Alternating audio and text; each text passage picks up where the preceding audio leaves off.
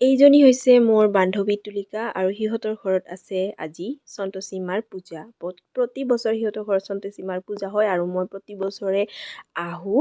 কিন্তু দুটামান বছৰ মই কিছুমান কাৰণবশত মানে উপস্থিত থাকিব পৰা নাই আৰু বহুত মানে ভাল পাওঁ মই সন্তোষী পূজাত। কিয় বা মানে মোৰ মনটো ভাল লাগে আৰু মই যিমান পাৰোঁ যদি মোৰ একো অসুবিধা নাথাকে মই উপস্থিত থাকিবৰ কাৰণে চেষ্টা কৰোঁ। আৰু এইফালে ধুনীয়াকৈ যজা চলি আছে, কিন্তু এটা বহুত দুখ লগা বিষয় যে যিহেতু এতিয়া 4 লেনৰ কাম চলি আছে, ৰাস্তাবিলাক ইমানেই বেয়া যে সন্তোষী মাৰ হাতখন মানে অলপমান ফাট এটা মেলিলে আৰু মানে পূজাৰীজনে কৈ আছে, ব্ৰাহ্মণে কৈ আছে যে এনেকুৱা মানে পূজা কৰিব নাপায়। সেইকাৰণে সিহঁতে মানে য'ৰ মানে মূৰ্তিটো বনাই তাৰে এজন কৰ্মচাৰীক মাতি আনি সেই মানে ফাট মেলাখিনি কিবা মাটি কিবা দি মানে কেনেবাকৈ মেনেজ কৰি দিলে আৰু তাৰপিছত মানে পূজাৰ কাৰণে ৰেডি কৰা হ'ল মূৰ্তিটো।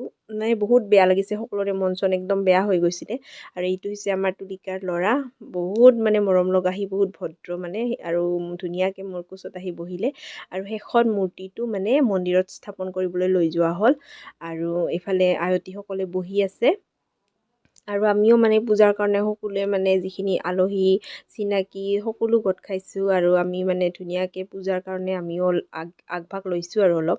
আৰু এইফালে চাব পাৰে আয়তীসকল বহি আছে, যাৰ যি কাম মানে সকলোৱে নিজৰ নিজৰ কাম কৰি আছে। আৰু মই মানে ভিডিঅ' ক্লিপছ লৈ থৈছোঁ, মানে আগৰ পৰা এইটোতো জানেই মই মিনি ব্লগ বনাওঁ, কিন্তু এইটোতো মিনি ব্লগ নহ'ব, এইটো অলপ দীঘলীয়াই হ'ব ব্লগটো। আৰু তাইক কৈছোঁ এবাৰ চাই দিয়াচোন, তাই মানে একদম বহুত চৰ্দি কাহ, অলপ অসুখ, মানে একদম মানুহজনী অলপমান ভাগৰুৱা, তাৰ উপৰি ইমান কামত লাগি আছে, তথাপিও যেনিবা অলপ চাই দিছে। আৰু এইফালে মানে মাক প্ৰতিষ্ঠা কৰা হ'ল মন্দিৰটোত আৰু এইফালে পূজাও আৰম্ভ কৰা হ'ল। মানে ব্ৰাহ্মণজনে পূজাৰ মন্ত্ৰ চন্ত্ৰবিলাক মাতি আছে আৰু কি লাগে কি নালাগে এইবিলাক ঘৰৰ মানুহখিনিয়ে যোগাৰ দি আছে। আৰু ইফালে আয়তীসকলে নাম ধৰি আছে, চাব পাৰে। আমাৰ মানে ইয়াতে নাম ধৰাটো মানে হয়, যিকোনো পূজা হ'লে নাম ধৰেই আৰু।